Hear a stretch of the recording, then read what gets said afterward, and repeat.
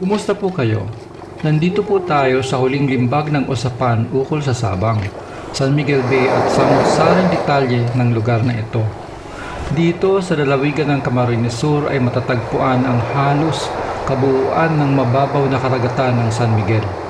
Ang San Miguel ay may lawak ng 1,115 square kilometers. Ang alon mula sa karagatan nito ay humahampas sa mga baybayin ng mga barangay ng bayan ng Calabanga, Tinambak, Siruma, Kabusaw at Sipukot sa lalawigan ng Camarines Sur at mga bayan naman ng Mercedes at Labo, sakop naman ng lalawigan ng Camarines Norte. Ang daluyong ng ulan at tubig sa parte ng dormant volcano ng Mount Isarog at karatig ng mga bundok at bulubunduki ng Sierra Madre at Bicol National Park ay dumadaloy sa mga batis at ilog na maliliit at malaki.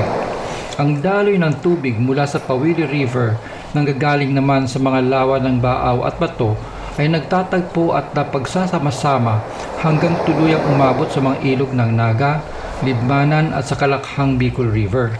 Isama pa dito ang daloy na inihahatid ng mga ilog ng Tigman, Inarihan at Himuragat.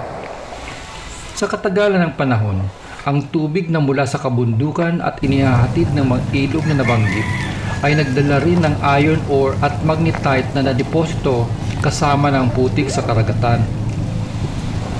Noong taong 2010, muntik nang tuluyang halukayin ang karagatan ng San Miguel para hakutin ang iron ore at magnetite deposits dito. Salamat na lang at hindi na natuloy kahit pinayagan na ng Bureau of Mines and Geosciences ng Department of Natural Resources and Environment ang Bogo Resources and Mining Corporation na magmina dito. Ito ay kahit na nakapagsimula ng maghukay ng sample sa mga lugar malapit sa mga baybaying barangay ng Sipukot at Kabusaw. May ilang featured articles tayo ukol dito at ang link ay ilalagay natin sa ibaba ng description para inyo pong masundan sa ating website sakaling nais ninyong sulyapan. Napatunayan sa muli na talagang maaasahan pa rin ang pinag-isang malakas na tinig ng mamamayan at lokal na opisyal ng mga bayan sa ganitong advokasya at usapin. Balikan natin ang tubig na galing sa kabundukan. Ang tabang na tubig ay umaabot at tumahalo sa tubig alat ng San Miguel. Sa bukana naman ng San Miguel, ang tubig ay humahalo sa asul na karagatan ng Philippine Sea hanggang tuluyang makaisa ng karagatang Pasifiko. Ang naunang 7 bayan ay may kabuuang populasyon na 366,474 ayon sa opisyal na pagtasa ng populasyon sa taon ng 2020. Malayo man sa dalampasigan ng San Miguel, ang mga bayan naman ng Libmanan, Kamaligan, Bumbon, Magaraw, Kanaaman, Gainsa at Naga ng Camarines Sur ay inaabot pa rin ang tubig alat sa pamamagitan ng Naga, Libmanan at Bicol Rivers. Ang pangalawang grupo na nabanggit nating bayan ay may kabuuang populasyon ng 473,959. Bakit natin ikinakabit ang mga bayan kapag pinag-uusapan ang karatig na San Miguel Bay? Bakit nga ba? Kasi ang mga baybayin na nakapalibot sa katubigan ng San Miguel ay binubuo ng 74 na barangay na may humigit na sa 100,000 populasyon. Hindi pa dito kasama sa bilang ang mga barangay ng nahuling pangalawang grupong mga bayan. Ang ilan sa kanila ay indirektang nakikinabang din sa gamit ng tubig at biyaya ng karagatan ng San Miguel. Ang malayo ngang kamaligan sa San Miguel ay nauna pang magkaroon ng fish port facility sa bayan ng Calabanga.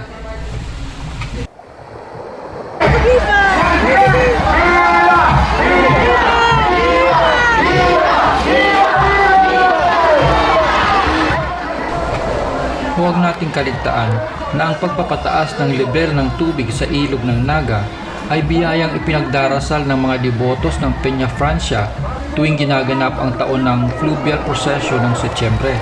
Palagi itong natatapat sa oras ng high tide ng dagat.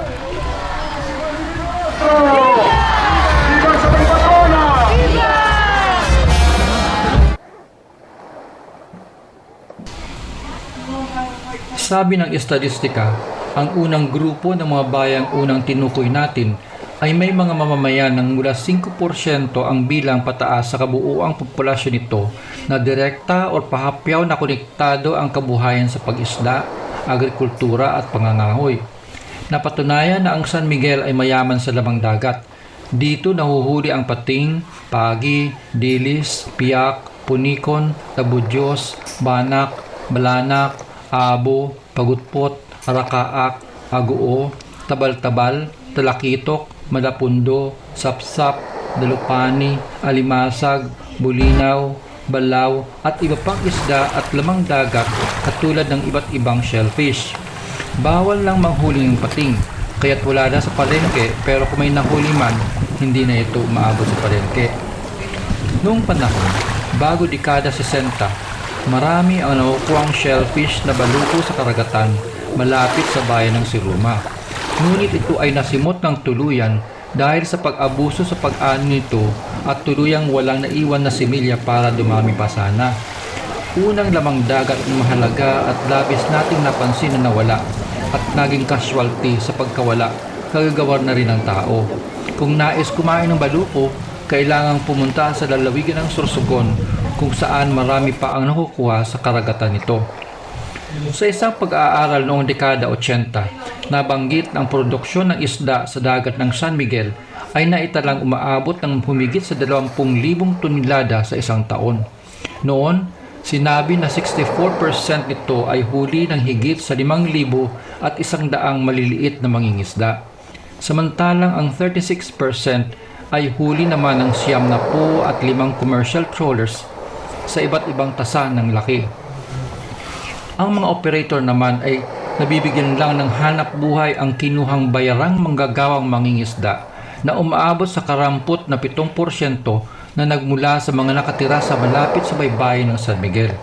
Ang kita at pag-aari ng operasyon ng komersyal na pangingisda ay nakasentro sa 35 pamilya lamang, samantalang ang individual na mangingisda ay tinukoy na umabot mula sa 2,000 pamilya, ayon pa rin sa nasambit na lumang pag-aaral.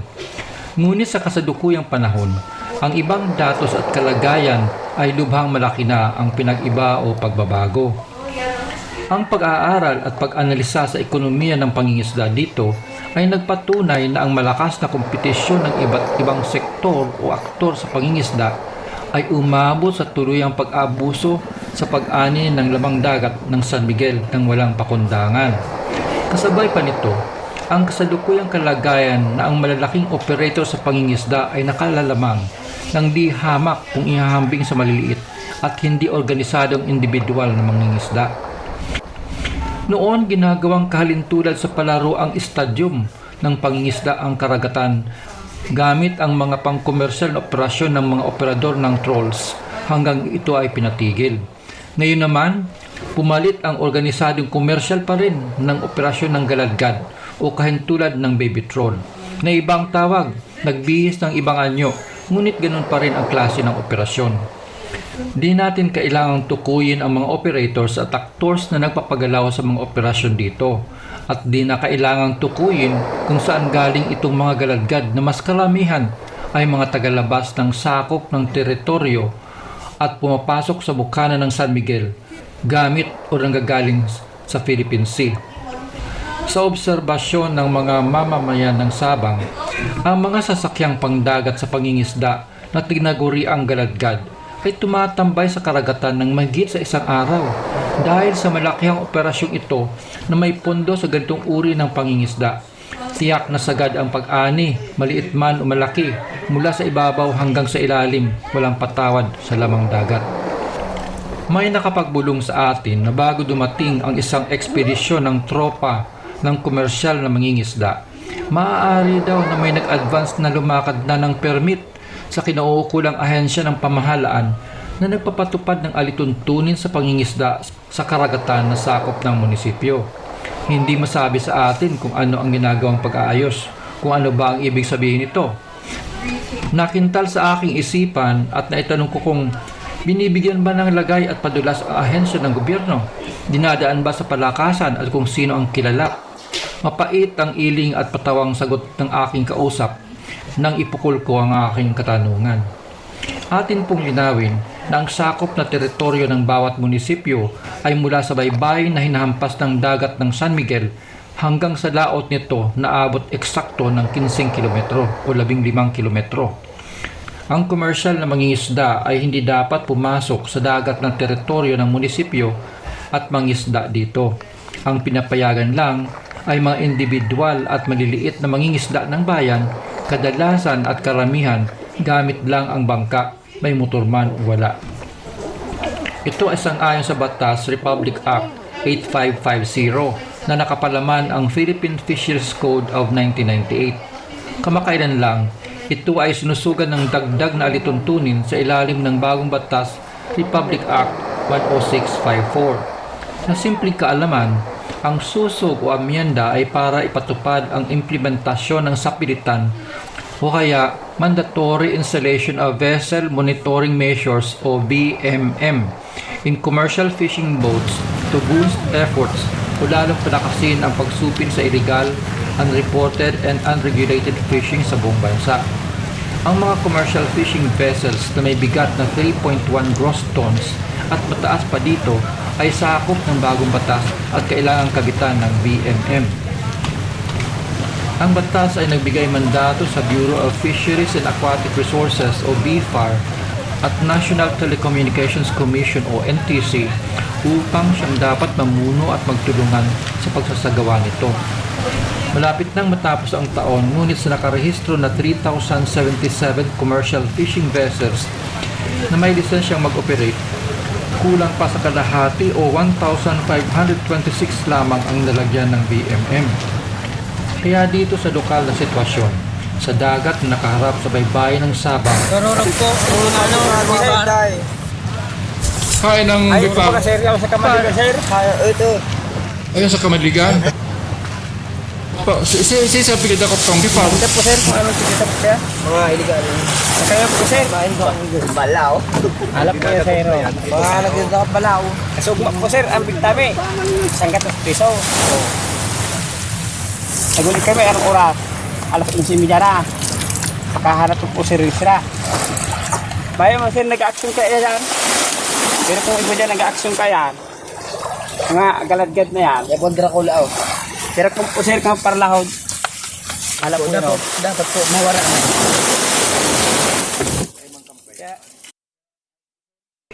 Kulang pa sa kalahati o 1,526 lamang ang nalagyan ng BMM. Kaya dito sa lokal na sitwasyon, sa dagat na nakaharap sa baybayin ng Sabang at mga karatig barangay, patuloy ang pangingisda ng commercial operators na walang humpay. Kasi walang makitang dahilan upang tigilan ang aktibidad nilang illegal dahil ang dapat magpatupad ng batas ay wala naman. Hindi alam kung ang mga nasa laot na galadgad ay dapat ba o hindi dapat kabitan ng BMM o kaya meron na ba itong nakakabit na BMM. Kasi kung may nakakabit na BMM, dapat ito ay madaling mamonitor ng makaukulang mga ahensya. Ang mga sasakyang pangingisda ba ay rehistrado at may kaukulang permit mangisda sa karagatan? Maraming katanungan na walang sagot at manigas ka na lamang kung maghihintay ng kasagutan.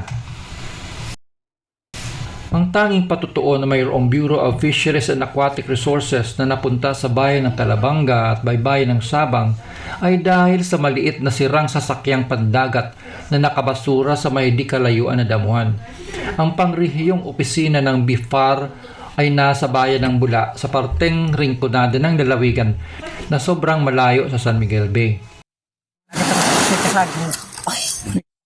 Hindi mo panong, hindi mo na. Ang ringot ang klase kasi tao. Halo-halo. Yun lang po yan ang dako.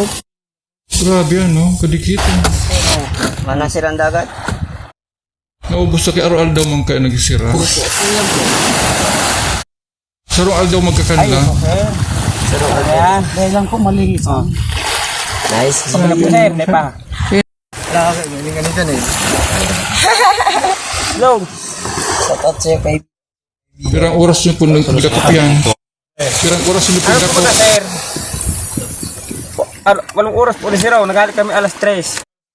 Ay grabe. Alam po na yun. Walong oras kami sa dagat o. Hindi kita ang maho. Mga maggura naman pag nag-abot sa Ano ba pag binenta na? Hindi po sir sa, anong pagka sir, hindi po sir pinagpuwaran po. Parabakan. 600. Parabakan. Mga 600 lang po sir, oh.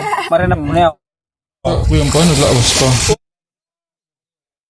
Ang mga lokal na mangingisda ay pumapalaot ng madaling araw o kaya ikatatlo ng umaga ay nakapagkarga lang ng sapat na dami ng litro ng krudo.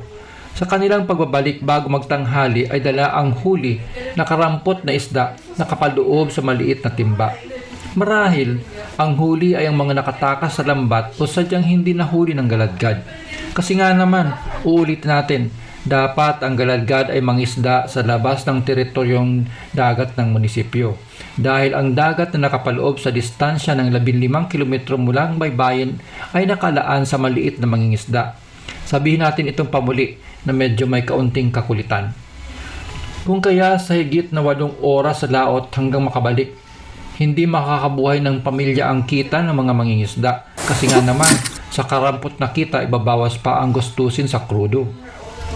Ang sabi ng mga eksperto na nag-aaral at may kaalaman sa pagpaparami ng isda sa dagat, ang dagat na sakop ng mga bayan ay karaniwan, regular at paborableng lugar para magpadami ang mga isda dahil dito nangingitlog at nagsisimula ang mga bagong sibol na similya ng mga isda. Sarado kay sir kung iligan yan. Ayan. Ulay ko may bifa. Ayaw po ba kasi na may par, tururog ba ka? Ikaw pa sir na maili, kakarakta naman sa mga Ikaw ba kalit po sa itong kasap po ba sir itong arap na sir? Ano? Arap po kayo sir. Bina ba kalit po na eh. Pag apat na po kayo sir, kaya na po na eh. Nahusa na po yan. Tapos tanganing day ba o ba sa ang kasaktay day? Iti-supply rin po naman sa pa rin yung hag. Kung narap po ka na eh, iti-supply mo sa amin. Pag sarad po sir, uraga ng mga galagyan ng araw. Kaya na po. Ang gigi. Mayo po sir nag-action ng paro. Ang dagat na sakop ng mga bayan ay karaniwan, regular at paborableng lugar para magpadami ang mga isda dahil dito nangingitlog at nagsisimula ang mga bagong sibol na similya ng mga isda. Kaya dito rin nahuhuli ang mga isda at lamang dagat na buntis o may aligi kung sa alimasag. Darating ang panahon na nagagalat ang isda sa karagatan ng San Miguel at hindi lang mga individual na mangingisda ang maghihirap kundi pati na rin ang sambayanan dahil wala nang mabibili ng damang dagat sa palengke. Tururog po. Kain ng bipar. Ayaw po ba sir sa kamaligan sir? Ito. Ayan sa kamaligan. Ayaw po sir. Ano pa? Sabi ko ako pang bipar. Hindi po sir kung anong sigita po kaya. Mga iligal. Kaya po sir. Main ko ang balaw. Alap po yun sir. Mga nagdito ka balaw. Kasugma po sir, ang bintami. Sangkat ng piso. Nagulit kami, anong oras? Alas 11:30 na. Nakahanap po si Risra. Bayo man sir, nag-action kaya yan. Pero kung iba dyan nag-action kaya, mga galadgad na yan. Yapon Dracula. Pero kung po sir, Naghihinaing ang mga mangingisda sa pamahalaan at ahensyang dapat magpatupad ng batas at alituntunin. Ngunit tila ang magkakahiwalay nilang tinig ay wala man lang nakakarinig o sadyang hindi pinakikinggan. At ang batas na pinangangalandakan ng mga mambabatas na dapat proteksyon at magsasagip sa mga maliliit na mangingisda ay isang batas na walang pinag-iba sa isang karaturang nababasa at naiintindihan sana ngunit walang pumapansin. Salamat po sa pagpanood ng bidyong ito. Sana po nagustuhan ninyo at may napulot tayong kaunting kalaman sa pagmuling yugto ng ating miniseries sa ukol sa sabang. Dito natin iiwan ang sabang pansamantala.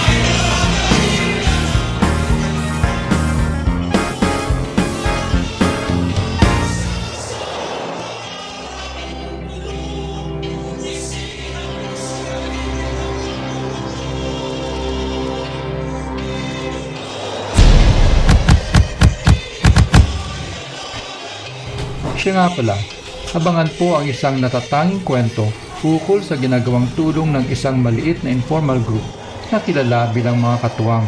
Sila ay may mapagpala at bukas na palad at malambot na puso. Kaysa tayo ng katuwang at sinamahan natin sila sa regular na pagbibigay ng kaunting tulong sa mga napiling mamamayan ng Kalabanga na karamihan ay senior citizen. Ang mga tinutulungan ay sadyang nangangailangan ng pag-aruga at pansin at nakaligtaan na ng kanilang mga kaanak. Abangan po natin ito. Hanggang dito na lamang at maraming salamat po.